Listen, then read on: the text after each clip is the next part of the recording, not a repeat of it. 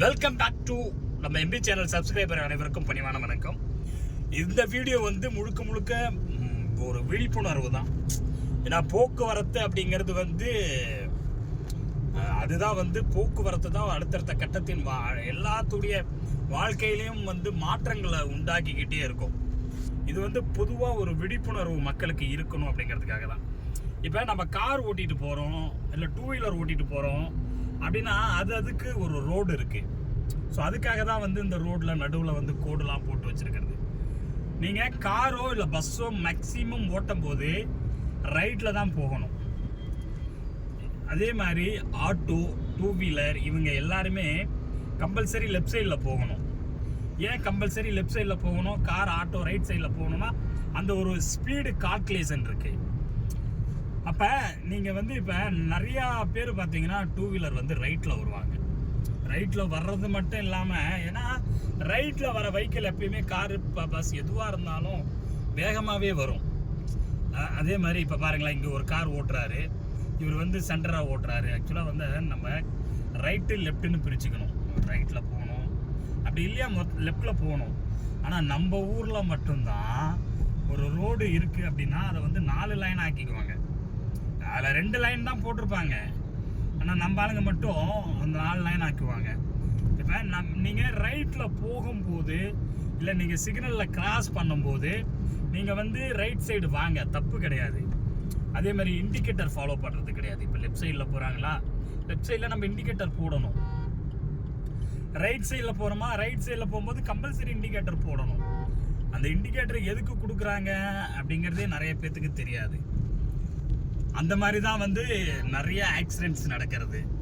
இப்போ road sense அப்படி இப்போ இந்த ட்ராக்ல வந்து நான் நிப்பாட்டுறேன், ரைட்டு ட்ராக்ல வந்து நிப்பாட்டுறேன் அப்படின்னா ரைட்டு ட்ராக் இதுக்குள்ளார வண்டி ஓட்டணும்.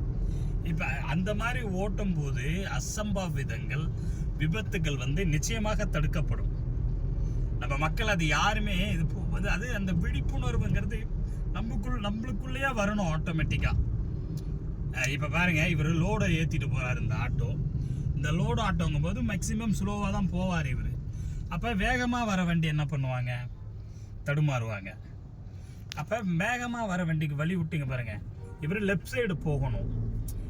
நம்மளுடைய போக்குவரத்து காவல்துறையாக இருக்கட்டும், நம்மளுடைய காவல்துறை அதிகாரிகளாக இருக்கட்டும், ஏன்னா அவங்க டெய்லியும் அவங்களால முடிஞ்சதை வந்து சொல்கிறாங்க, எக்ஸ்பிளைன் பண்ணுறாங்க. அதை வந்து கேட்கறதுக்கு தயாராக இல்லை பொதுமக்கள்.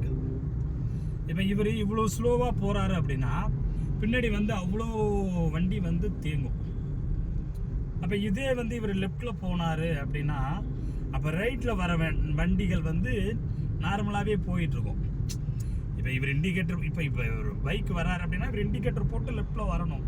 இப்போ நாம் ரைட்டில் போகிறோம், இந்த இடத்துல 4 ட்ராக் இருக்குது.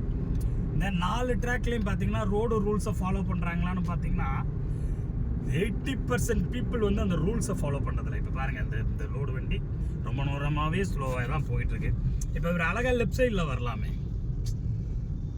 அந்த விழிப்புணர்வு வந்து நம்மளுக்காக வரணும், நாமளாக அதை ஃபாலோ பண்ணணும். அதே மாதிரி வந்து டூ வீலர் ஓட்டுறவங்களுக்கு வந்து அதாவது ஹம்பிள் ரிக்வஸ்ட்டாகவே நம்ம சொல்கிறோம், அவங்க முடிஞ்ச அளவுக்கு லெஃப்டில் போனாங்க அப்படின்னா நிறைய சேஃப். ஸோ என்ன சேஃப்னு பார்த்தீங்கன்னா, இப்போ ரைட்டில் ஒரு டூ வீலர் போய்கிட்டு இருக்காங்க அப்படின்னு வச்சுக்கோங்க, ஒரு ஹெவி வெஹிக்கிள், ஒரு லாரியோ இல்லை பஸ்ஸோ இப்போ வருது அப்படின்னா ஏதோ அந்த எட்ஜில் தட்டி அவங்க ரைட் சைடு கீழே விழுந்துட்டாங்கன்னா தப்பிக்க முடியாது. இப்போ அதே அவங்க லெஃப்டில் போகிறாங்க அப்படின்னா ஏதாவது அசம்பாவிதங்கள் ஆனால் நூலிழைன்னு நிறையா கேள்விப்படுற பாருங்க, அந்த மாதிரி தான் நடக்கும்.